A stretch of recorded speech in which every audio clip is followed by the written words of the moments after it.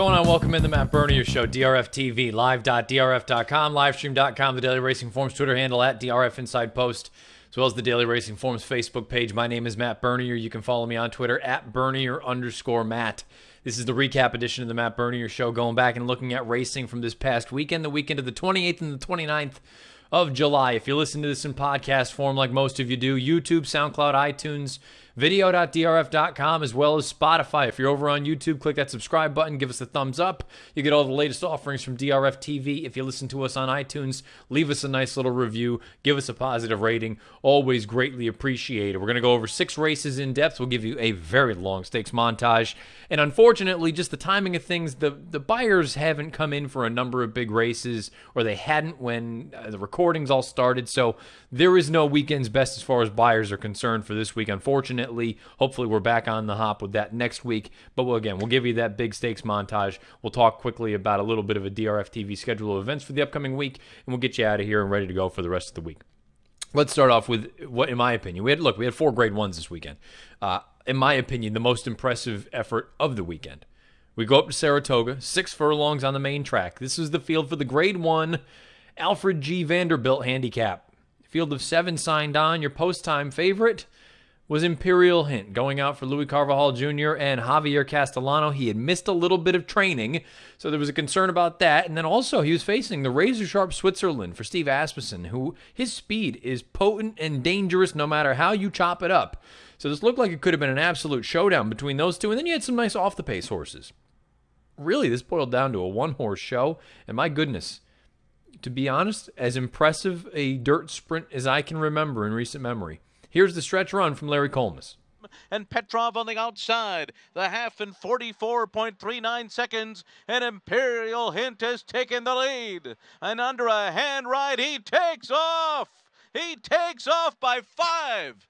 Javier Castellano has not even asked him to go at all. Oh, what a performance here.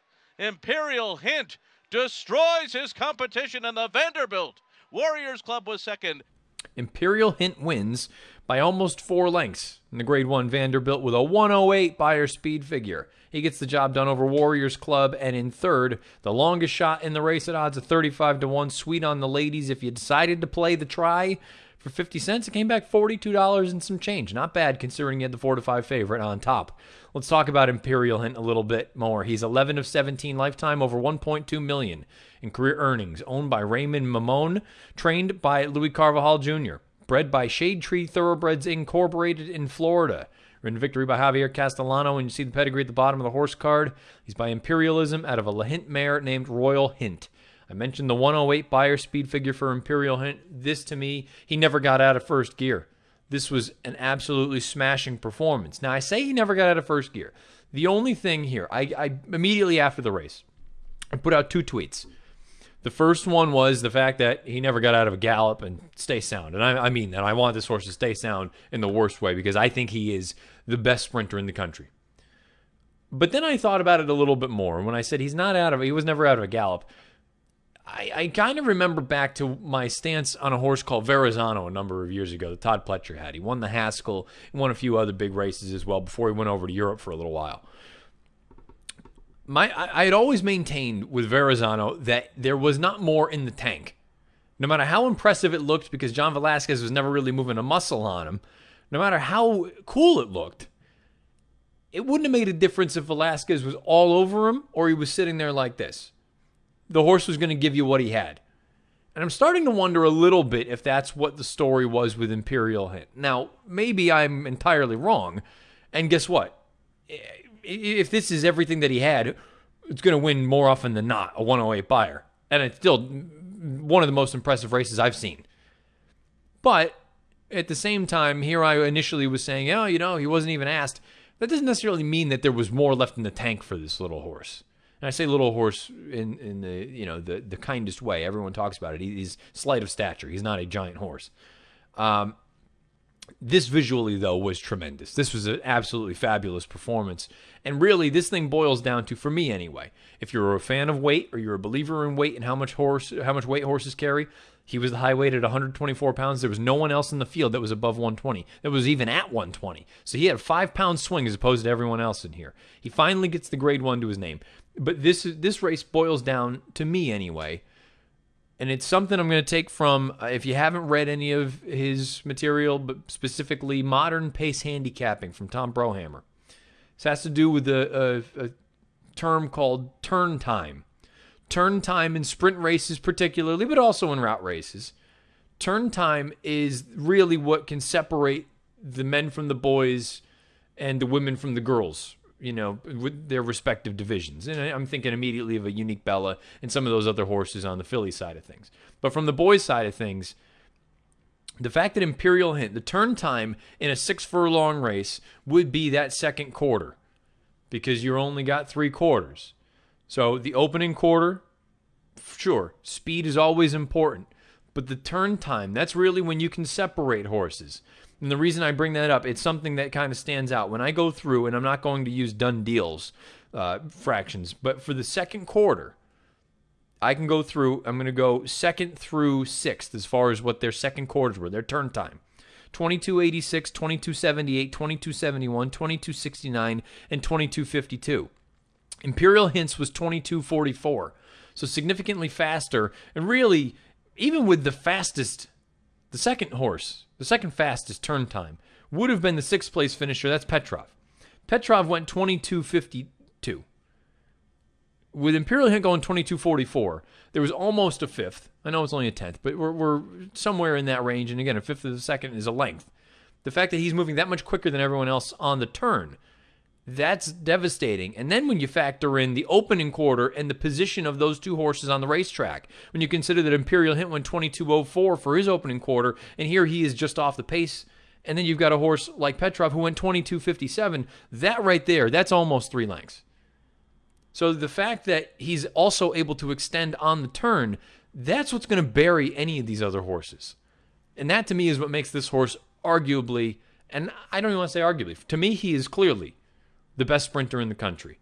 And we'll talk about the Ben Crosby coming up, and there were some good horses in there. But right now, and even we'll talk about the Amsterdam, pretty darn good 3-year-old performance in a little bit.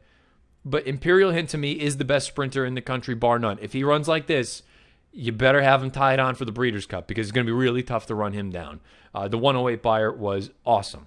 Now, I understand the folks that say he had a pretty decent setup in here, but he was so close to the pace that it doesn't bother me. Some of the other horses, Warriors Club, Sweet on the Ladies, they're the ones that got the setup that needed to come along, and that's why, in my opinion, they ran second and third. Imperial Hint, he was in cruise control. This is a supremely talented animal. The connections have handled him beautifully. And really, more importantly, this is with him missing a week of training because of a little bit of a foot problem. Imagine if he was totally cranked up and tight.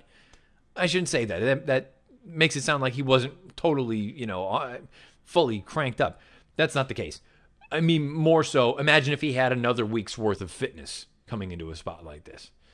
I just thought this was an unbelievable performance. I don't want to take anything away from Switzerland. The pace was hot early on. Mr. Crow was up there as well. Those two probably dueled themselves into submission, but Imperial Hint was not far off of that, and the fact that he dusted them in a grade 1 just speaks volumes about how good he is. We'll find out how things shake down going forward. But to me, Imperial Hint, he is strictly the horse to beat for the Breeders' Cup. Sounds like one more race before the Breeders' Cup. May come in the Vosburg at Belmont Park. May also come in the DeFrancis Dash down at Laurel coming up in a few weeks. But wherever it is, let's just hope we get something remotely close. And I got to be honest, it's going to take a whale of an effort for me to not think that this is the best sprint race of the year and potentially of any division. This was fantastic. A fabulous performance from Imperial Hint. Great ride from Javier. Great training job from Louis Carvajal Jr. Congrats to all the connections. This was a giant effort. Imperial Hint gets the job done in the Grade 1 Vanderbilt with a 108 Beyer speed figure. From a Grade 1 sprint on the East Coast to a Grade 1 sprint on the West Coast. Here's the field for the Bing Crosby out at Del Mar. A field of 11 signed on, and you had the return stateside here anyway of the reigning champion sprinter, as well as the reigning Breeders' Cup Sprint champion, Roy H. He was figured to go off as a logical favorite in this spot, and ultimately he went off at odds of 6-5. The question was, when you saw him over in Dubai, he just seemed a little flat. He didn't quite seem like the Roy H. that we had been used to seeing over the past probably 6 to 8 months. And would he come back with that effort? Because if he did, then he was potentially a little bit vulnerable.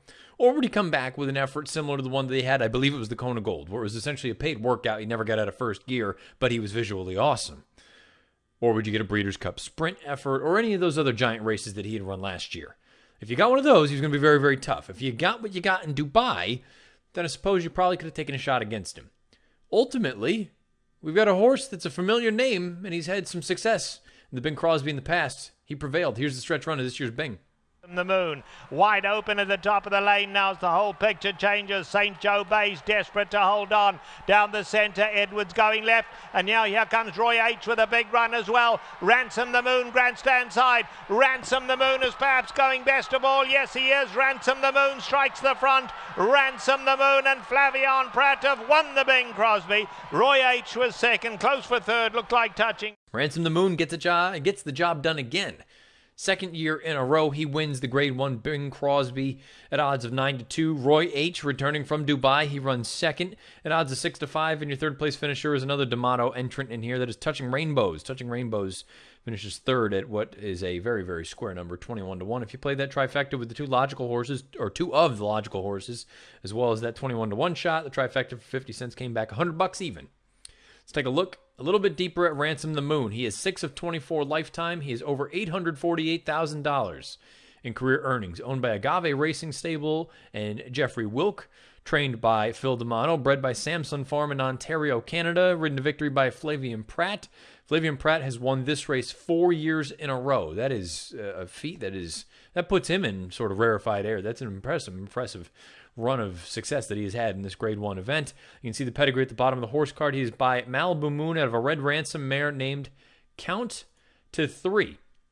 Now, here's the interesting thing about this race. Again, some of the figures, they've been a little bit back and forth about what we have and what we don't have. From a buyer's standpoint, 100 buyer for Ransom the Moon winning this race. When you look at the chart of the race, though, that's really the most... I don't want to say difficult thing, but the most intriguing thing to sort of analyze and come to a conclusion, what you think of the race. Because the pace was fast, 21-4, 44-3. You had two horses just go breakneck out on the front end, St. Joe Bay as well as American Pastime. American Pastime coming off the layoff. St. Joe Bay, really, he's turned it around for John Sadler. Sadler's done a great job with him, as he does with all of his horses. And he had him more forwardly placed, and he was coming off the heels of a 105 buyer. The question was...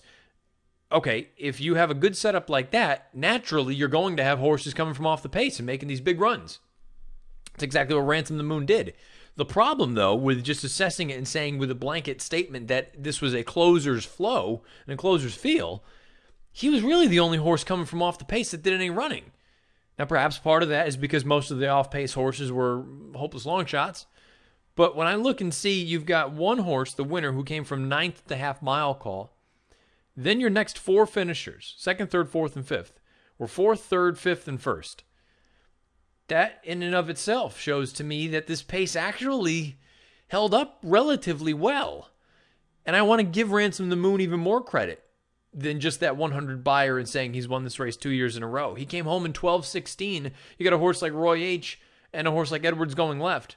Roy H. was a little bit closer to the pace, but he was still mid-pack. He came home in 12.72, and Edwards going left, I suppose you can say he was a bit of a closer. He came home in 12.73. The fact that Ransom the Moon came home that much quicker than everyone else, just a testament to how impressive this effort was from him. Now, the question comes down to, he's run really well at Del Mar in the past. He's run really well at Santa Anita, but I think most people view Ransom the Moon as he's a Grade 1 sprinter, but he's not necessarily Breeders' Cup sprint caliber, if you follow me here. I don't know where I stand with this horse right now, because on his best day, he can run a race that is every bit as good, if not better, than most of the sprinters in the country. But when you see what happened out at Saratoga, in the race we just spoke about, the Vanderbilt, and when you see what happened earlier in the card with the potential up-and-coming 3-year-old, who we'll talk about later on, out at Saratoga, does Ransom the Moon stack up? And do you ever really want to be a closer in a sprint? Dirt sprints, that's the name of the game here in the United States, and it's about just raw power. Ransom the Moon, Flavian Pratt said, I wanted to take him off of it. I wanted him to close. So he had that late kick. The problem is that's usually not a positive running style in races of this nature. Usually it's speed on speed on speed that gets it done. It'd be interesting to see what the path is from here on out for Ransom the Moon and ultimately where they choose to go with him. I would just throw something out there as a little bit of a wait and see.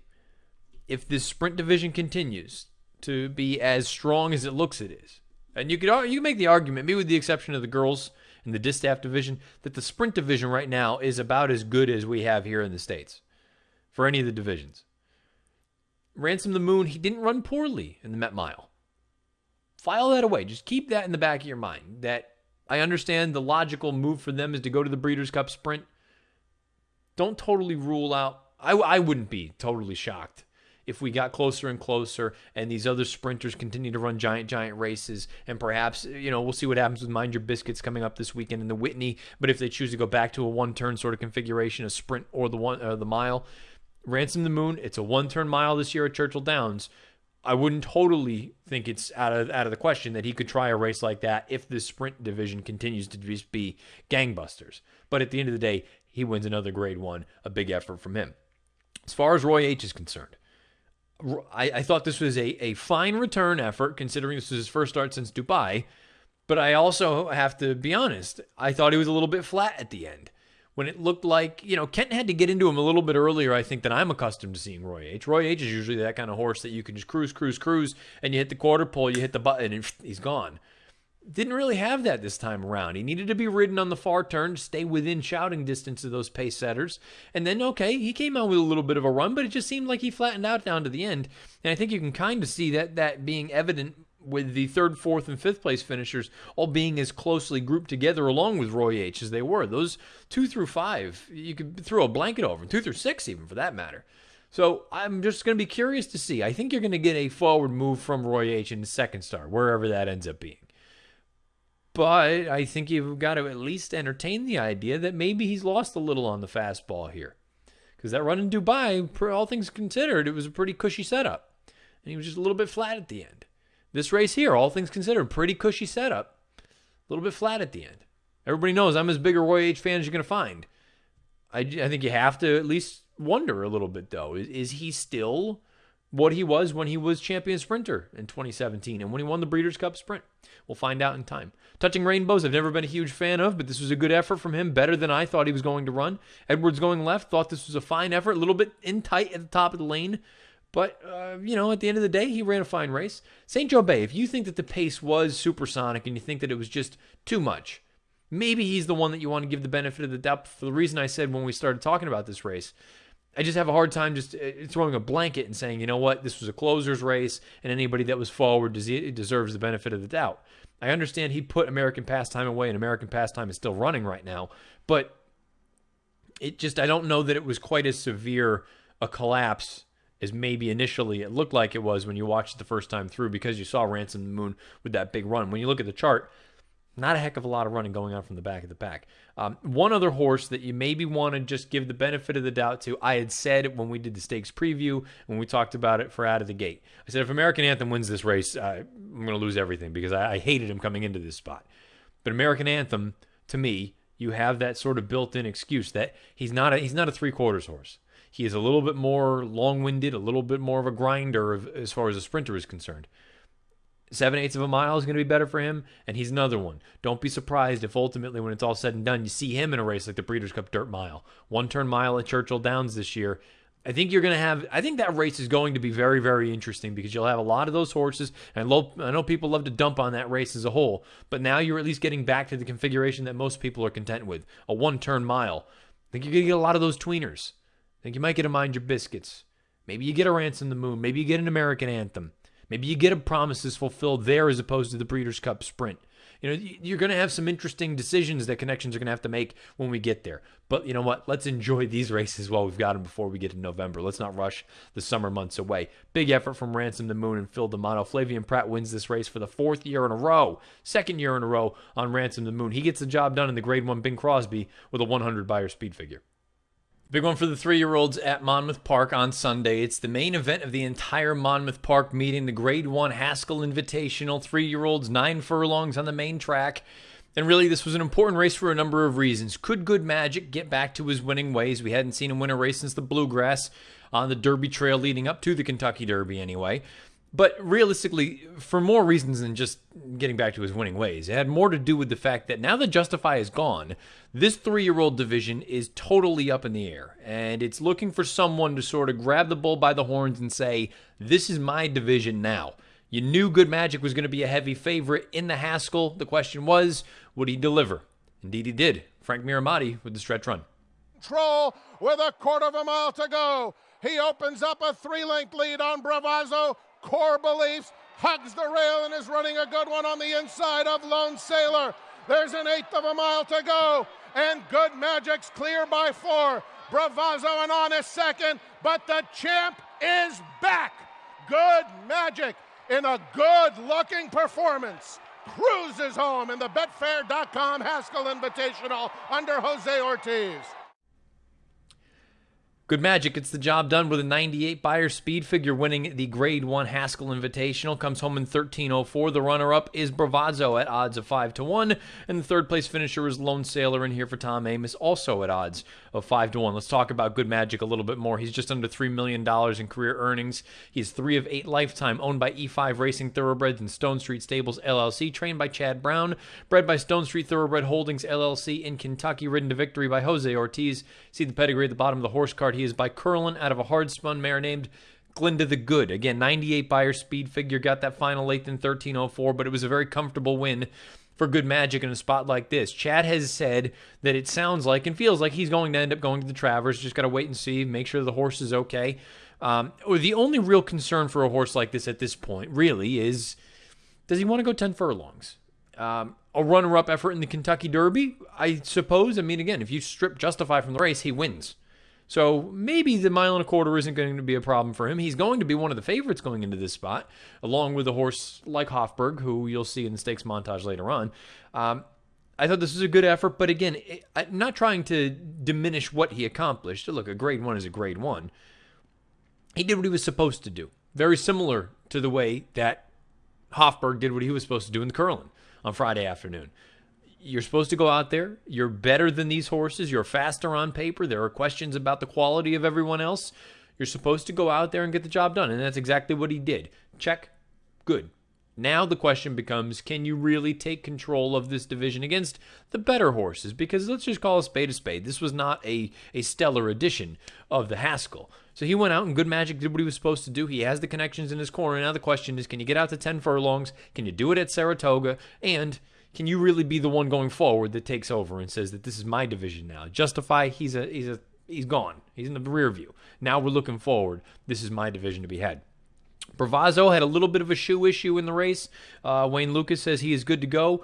He shows up and runs each and every time. And okay, maybe he's not as talented as a horse like Good Magic, but you know what you're going to get out of him. He's going to come with an honest effort. They're going to go to the Travers with him. I think 10 furlongs works better for him maybe than a horse like Good Magic. Now, does that make up the difference? And we've talked about it. Distance is usually the great equalizer. Does that narrow the gap as far as talent and ability is concerned? We'll find out. Sprinkle in some other good talented horses. And that Travers, it may not be a stellar race.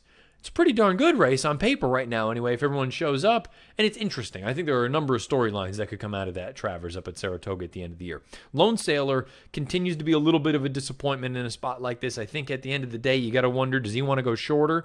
I wouldn't mind seeing them try to turn him back for a race like the Allen Jerkins. I don't know if that's actually what he wants, but I think you got to try something a little bit different now. And as far as Core Beliefs is concerned, a little bit of a disappointing effort, a little bit farther back than I think probably than ideal. The inside, you've heard some people discuss whether or not maybe that's not the place you wanted to be on Sunday afternoon. Core Beliefs, we have seen him do enough good things to just totally write this off and say that he was a one-hit wonder. I think he's a good horse. It'll be interesting to see where they regroup with him. And as far as Golden Brown is concerned, I think Golden Brown needs to go back to the turf. I know it sounds like the connections believe that he's okay and capable of handling the dirt. To me, he is just much, much more a turf horse than a dirt horse. And at this point, I would say let's stick to what he's good at. Not that he's not, he's okay on dirt. He's just okay on dirt. I think he's far superior on turf. Love to see them go back there. Good Magic, really, this race boiled down to him. Coming into it, it was about him. Coming out of it, it is about him. Now the question is, can he go on? Can he win a race like the Travers? Can he win a race like the Pennsylvania Derby should they decide to go there? But it sounds like the Travers is really what the situation is going to be. And can he handle some other horses? some other more talented horses than what he faced here on Saturday. He looks good. The 2-year-old champion is in great form. He got through the Triple Crown season. Okay, maybe it didn't go quite the way that the connections would have hoped that it would have, but he's come out, and it seems like he's no worse for the wear. A 98 buyer for Good Magic winning the Grade 1 Haskell. Go west for Grade 1. Here's the field for the Clement L. Hirsch. These are fillies and mares going a mile and a 16th on the main track out at Del Mar, and you had Unique Bella. Wherever she shows up, she's always going to take almost all of the money. She goes off at odds of 1 to 10 here in this spot, and the question again, really, there's nothing for her to prove at this point. It's just more a matter of, okay, you're the best horse in the race, go out there and get the job done. Things got a little bit closer, I think, than some people thought they were going to, myself included. Here's the stretch run of the Clement L. Hirsch. Second spot is Uvetzi. They turn for home. Unique Bella still loping. Gets a tap on the shoulder now to pick it up. And let's see, Unique Bella striding home. La Force is now coming to make a race of it on the outside. Unique Bella, La Force is closing in on the center of the track. Unique Bella, La Force coming at her now. Unique Bella will win. Unique Bella 1.5 lengths. La Force second. Then Bernina Star, Uvetzi and Shenandoah. Unique Bella, she gets the job done at odds of 1 to 10. She prevails over La Force, who again, La Force continues to take steps forward. She runs a game second here at odds of 8 to 1, and then Bernina Star runs third. Valuable Grade 1 placing at odds of 18 to 1. Let's take a look at Unique Bella's horse card. She is 9 of 12 lifetime, 11 times in the exacta from 12 lifetime starts, over $1.2 million in career earnings. Owned by Don Alberto Stable, trained by Jerry Hollendorfer, bred by Brushwood Stable in Pennsylvania. Ridden to victory by Mike Smith, and you see that pedigree at the bottom of the horse card. She's by Tappet, out of an unbridled song mare named Unrivaled Belle, who did some good things in her own right. Now, the first things first, Unique Bella had a little bit of a shoe issue. There are plenty of photos out there on the internet that you can find that would, corroborate that story. I suppose this is an interesting spot because she only prevailed by a half length. But, to be fair, Mike Smith never asked her to run a step, so how could you expect her to win by a million? But at the same time, it still leaves a little bit of a question for me anyway. What's her distance? And what is she? We've heard for so many times, so long, that she is going to be better with additional distance. The longer they go, the better, because she's built like a brick you-know-what house. Well, I didn't really believe that to begin with, and now I'm believing that less and less. We've seen so often that these big, giant, hulking horses, they're actually better going a little bit shorter. And it's a generalization. I get it. There are plenty of giant horses that did well going long. But it's like anything else. You think about it from a build of a sprinter, a human sprinter, as opposed to the build of a human long-distance runner. Usually the long-distance runners are much thinner and they're more slight of frame. And the sprinters are much bulkier and thicker and they can, run fast. Really, when you look at Unique Bella, if she's built like that, why wouldn't she be better off sprinting? And when you see the way that she runs, at least here it looked like she kind of relaxed a little bit, which is really for the first time in her career, because she doesn't really relax. And I say that. She still went 46-4 for a half, but that's because she's naturally talented. I'm not convinced that longer is better for her. And when you look and see how this distaff division is shaping up, like an absolute war, whether it's her, it's Elate, it's Monomoy Girl, it's Wonder Godot, it's Red Ruby, it's Abel Tasman. I mean, you can keep going on and on and on. I'm sure I'm forgetting some names at this point. If they all show up, and Unique Bella, what are we looking at here? Is this a situation where, realistically, with her running style, shipping, and I'm even going to put the shipping piece away for now, her running style against better horses at 9 furlongs, I'm not convinced it's going to work. And you have to wonder. I'm sure the connections are going to point to that race. But I do wonder if, in the back of their mind, if they're even questioning it a little bit too. And is she better off going 7/8? Is she better off sprinting? Especially in a division like that where it doesn't look like... Look, she was an odds-on favorite almost last year in the filly and mare sprint. She just went unbelievably fast early. If you can get her to just kind of... If you can get her to relax a little, which maybe that's what she did here in this spot, I still think the sprint might be better off for her, the filly and mare sprint. There's really not a heck of a lot else to add. She was supposed to win this race. It's a Grade 1, I know, but she was just better than these horses. And sure, the final margin may have only been a half length. I personally think it was a comfortable half length, but I'm still thinking long-term with her. What is her game? I understand a lot of people think it's route. I think it actually might be shorter, going one turn. I would love to see her in the Filly and Mare Sprint again this year as opposed to the distaff, because that distaff is just going to be an absolute war. And if you're looking to try to maximize your opportunity to win, I think they're going to be better off trying to win the Filly and Mare Sprint as opposed to a race like the Breeders' Cup Distaff. But we'll find out in time. Nonetheless, Unique Bella, she adds another Grade 1 to her resume. She wins the Clement L Hirsch out at Del Mar on Sunday afternoon. Let's jump back to the 3-year-olds. The Jim Dandy on Saturday at Saratoga, only a field of 5. And really, it's just... I understand maybe this is just complaining, but I know other people have mentioned the same sort of thing on Twitter. The idea that you have a 3-year-old restricted race on Friday, and then you have a graded stakes race for 3-year-olds on Saturday, when you could have just one really big, good, strong race, and you know that there's a Grade 1 down on the Jersey Shore happening the next day. I just don't really understand the placement of the Curlin, but that's neither here nor there. This field for the Jim Dandy was not littered with superstars. You had Tenfold, who looked like he could be an up-and-coming 3-year-old, possibly one that you'd have to deal with down here for the final half of this 3-year-old campaign. You had a horse like Vino Rosso, where it feels like if he ever puts it all together, he's going to be a racehorse. But was Saturday going to be the day that he put it together or not? And Flame Away, a horse who has probably a tactical advantage over most of his competitors in this spot, but the question came down to quality as well as distance. Ultimately, we got I don't know if it was a good stretch run, but we got an interesting one. Certainly. I think that's the safest way to put it. An interesting stretch run. Here's Larry Colmus with the stretch call of the Jim Dandy. Put to a drive by Jose Ortiz as Tenfold ranges up alongside. Re-Ride is trying to get involved too. Vino Rosso still well behind as they come to the final furlong, and Tenfold takes charge. Ricardo Santana Jr. and Tenfold have taken the lead, moving away from Flame Away. Vino Rosso kicking it in late. Tenfold is bearing out through the stretch, but Tenfold will win the Jim Dandy. Tenfold prevails after taking a right-hand turn.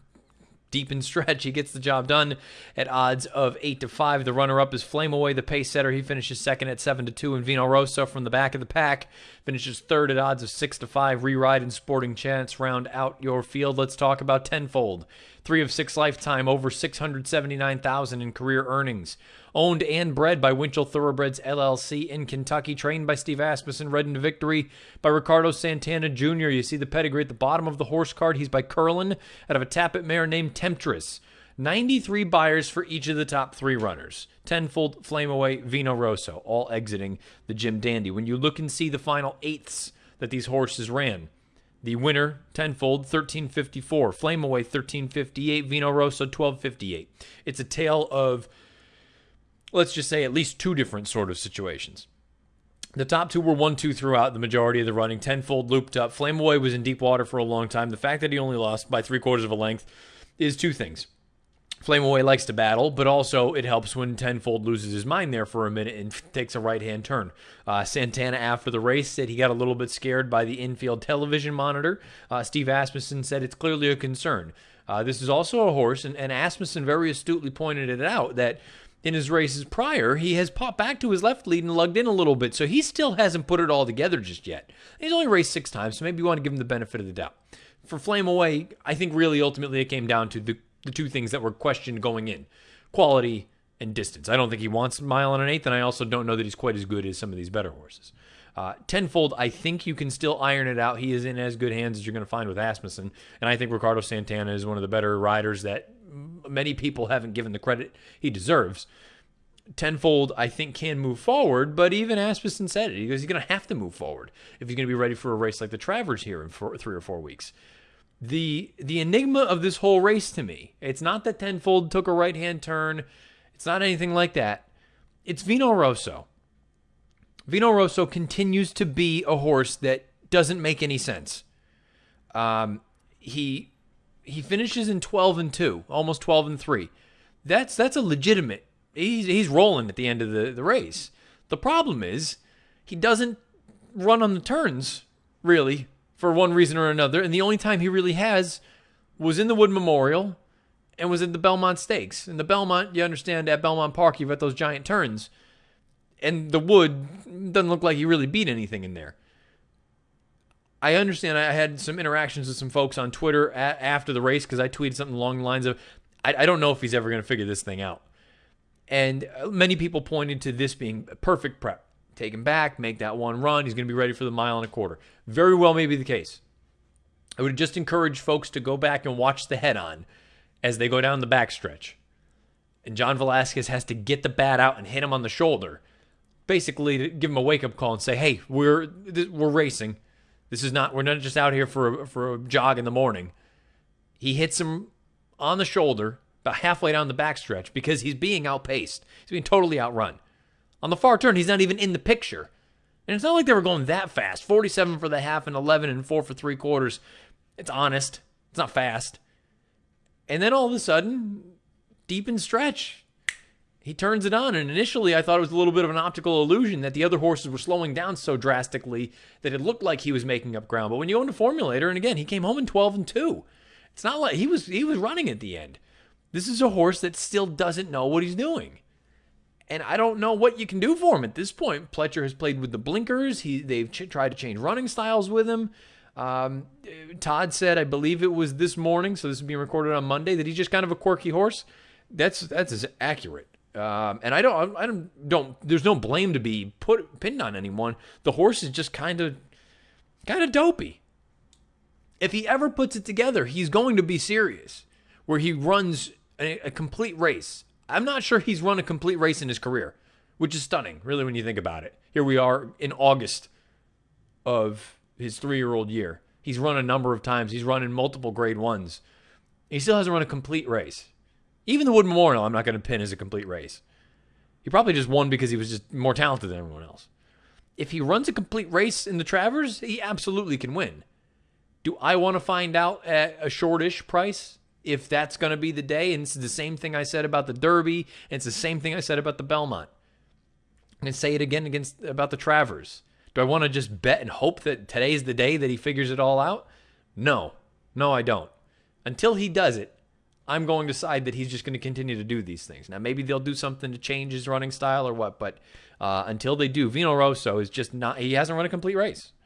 I suppose the only other thing that you need to take out of this, especially when you consider how the Haskell was run, how the Curlin on Friday was run up at the Spa, from a figure standpoint, this race came back light. 93 buyer. This is not, I understand it's a prep. It's a means to an end to get to the Travers, but this is not a fast group right here. These boys are going to need to step their game up considerably if they're going to be legitimate threats in the Travers at the end of August. If they don't, you're looking at minor awards at best. As of today, I'm skeptical of the Jim Dandy. We'll wait and see how things continue to shake down, who's going to go, if there are defections from the race for the Travers, the probables.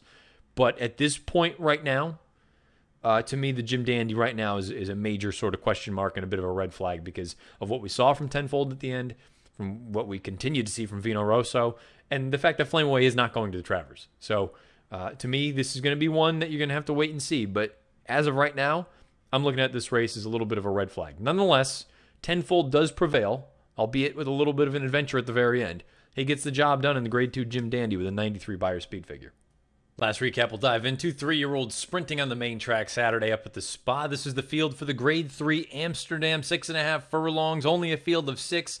Engage was coming in here really in good form, but he projected to get a hot pace, but he had a hot pace in the Woody Stevens, and he still couldn't capitalize on it. And that left me, and I'm sure some other folks, at least a little bit wary about him at a really short number. He ultimately went off as your even money favorite, where if you couldn't get it done last time, why should you get it done this time? Then you also had some other intriguing sort of new fresh faces. You had Barry Lee, who we know, he's a nice little horse, but this was going to be the toughest test of his career. You had Sutash, who was a confirmed one-run closer. You had Promises Fulfilled, who was out there part of that just ballistic pace in the Woody Stevens. Would he be able to overcome that a little bit and get ready for a spot like this? And then you had Strike Power, a horse that has always hinted at some ability, but for one reason or another, whether it's him mentally, whether it's being placed in positions that may not be ideal for him, whatever the case may be, it hasn't worked out for him. What we got was a very, very impressive performance from one of these 3-year-olds. Here's the stretch run of this year's Amsterdam. .92 seconds, and they're into the stretch, and its promise is fulfilled. Who will have to deal with Engage, and Strike Power tries to battle on, but he's starting to lose ground to Promise is Fulfilled, who drifts in with 1 furlong to run. Engage trying to come and get him. Promise is Fulfilled, something left in the tank here. Engage is 2 lengths behind, and he's not gonna get him. Promise is Fulfilled, strong in the Amsterdam. He won it by 3. Promise is Fulfilled was awesome, winning the Amsterdam, the Grade 3 event. He gets the job done at odds of 7-5, defeating the even money favorite Engage, who runs second for Chad Brown, and Barry Lee, coming from the back of the pack, runs third, rounds out your trifecta at odds of 12-1. If you played that trifecta for 50 cents, came back a meaty $6.80. Let's talk a little bit more about Promises Fulfilled. 4 of 8 lifetimes, 6 times in the money, just under $500,000 in career earnings, owned by Robert J. Barron, trained by Dale Romans, bred by David Jacobs in Kentucky, ridden to victory by Luis Saez, and you see the pedigree at the bottom of the horse card. He is by Shackelford, out of a marquetry mare named Marquee Delivery. As has been the case with most of these speed figures, they're just a little bit late coming in this week, so unfortunately we don't have numbers for you.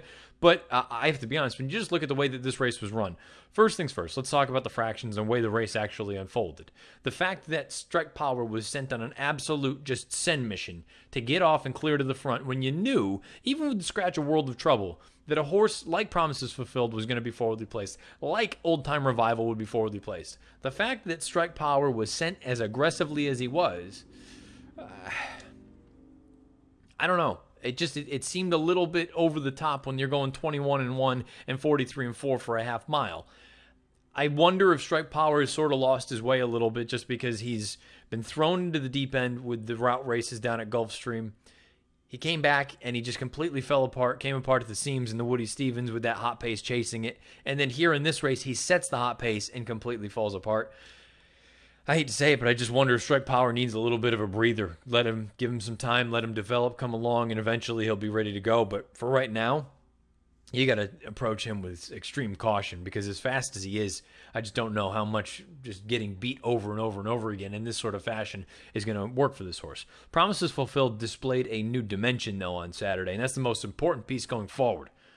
He can sit off of the pace and still come with a run. And the way that he moved in this race, he actually extended down the lane when it looked like Engage had him in his sights. Promises Fulfilled extended. I thought this was a tremendous effort. This is a big-time horse. Dale Romans has said, looks like the Alan Jerkins is going to be the goal here for this one. He's always been high on this runner. It just always felt like they were trying to find out what his game actually was.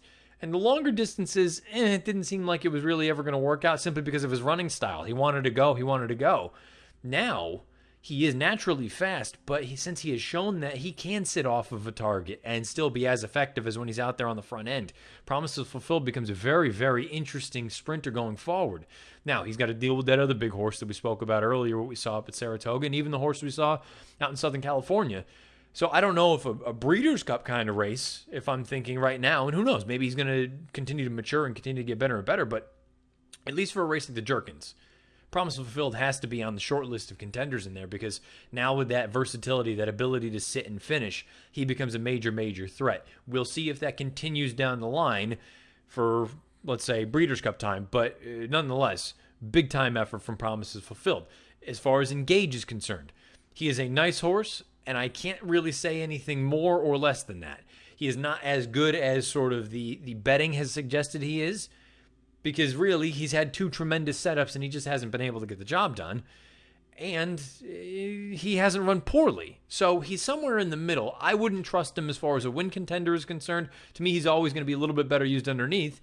Would it stun me if Chad all of a sudden got a horse to improve a little bit with more time and more seasoning? No, not at all. I mean, Chad's the best. But I have to be honest, I've always been underwhelmed by Engage. I just don't know that he's quite as good as people have made him out to be, and to me, he's nothing more than a fringe contender. Barry Lee, this was a fine effort, considering this was really his first acid test here as a 3-year-old, but at the end of the day, he was a country mile behind the top 2. Clearly shows that he is not quite of their caliber right now at this stage in the game. Also worth noting, he's one that I would love to see them get back to the synth. He had that big win out at Arlington last year as a 2-year-old, and from a pedigree standpoint, and the Violence babies, I'm telling you, Violence loves synthetic. His dam loves synthetic. I would like to see them, whether it's Woodbine, whether it's Arlington, whatever else it may be. I'd like to see Barry Lee, or if anything else, try turf with him at one point. Barry Lee, I've always been a fan. I will always be a fan. Sutosh and Old Time Revival, not going to hold it against him. Sutosh, I think he's inferior as far as quality is concerned, and he's probably better going a little bit longer coming from off the pace. And Old Time Revival, his game is speed. When they go this fast, it's going to make solid horses look inadequate. I think that's kind of what you saw here with this one. Old Time Revival just got outrun early on, and he fell apart late. At the end of the day, a giant effort from Promises Fulfilled, and he quickly stamps himself as arguably the boss of the 3-year-old sprinters, east or west. Giant effort for the Romans trainee. Great ride from Luis Saez, letting the horse go. When you go out there and you get engaged early on with a horse like Strike Power, let him clear. If they're hell-bent on the lead, go on with it. He angles him out into the clear, and he shows off what he's got. Big effort from Promises Fulfilled. He's likely to be one of the favorites for the Alan Jerkins at the end of the Saratoga meeting. He gets the job done in this year's Amsterdam. Now we're going to throw it into the stakes montage. I hope you get your favorite beverage, sit back, bathroom break if you need to, because this is going to be one of the lengthier stakes montages that we've had in quite some time. We've got racing from Saratoga, Del Mar, Woodbine, Monmouth, you name it, we've got it covered for you over a number of days. Here is the stakes montage. When we come out of it, I will briefly touch on what is arguably as many great graded stakes races as there are in the montage, and important and impressive performances. There's one race that is particularly important for the 3-year-olds, and I'll touch on the Curlin after the montage is over. Here we go. 1-2. American Lincoln has backpedaled on the inside, and Zing Zang comes wide. They're into the stretch, and it's Hofberg in front. Hofberg and Erad Ortiz come down to the 8th pole, pulling away from Nicodemus and Zing Zang, and it is Hofberg in complete control here. Nicodemus is 5 lengths behind as Hofberg cruises in the Curlin, and it's on to the Travers. Hofberg wins it by 4.5 lengths over Nicodemus. Prize on the outside, hanging tough as well. They're at the top of the lane. Take the 101, now kicks on with it and goes for home. Smiling Angelo tries to go with him in the white blinkers, but Take the 101 is powerful on the lead. On the outside, Daddy's Prize coming with a late run as well. Take the 101. Take the 101 has won it. Take the 101, and Joe Talamo beat Daddy's Prize. High Happy has lost second, and Glorious Empire still in front. Glorious Empire has opened up a 4-length lead. Channel Maker up into second. High Happy gives way. Then Sadler's Joy coming to the final 16th. Can Glorious Empire hold on? Channel Maker's trying to run him down. Sadler's Joy is third. Bigger picture on the outside. They're coming down to the wire. Here comes Channel Maker. Here comes Channel Maker, and it's very close. Rose's Vision waiting on the inside, down the outer Nipawa, then Flight Deck and March to the arch. It's looking to strike, tackled on the outside by Nipawa, who's hit the front. Running home is March to the arch and Archagalos from last. March to the arch, and now Rose's Vision coming. Nipawa's in front, tackled by March to the arch, and Rose's Vision on the inside. March to the arch has hit the lead. Rose's Vision in second, but March to the arch running away with the Toronto Cup. A length and 3/4, Rose's Vision. 3.5 in front of the top of the lane in the King Corey.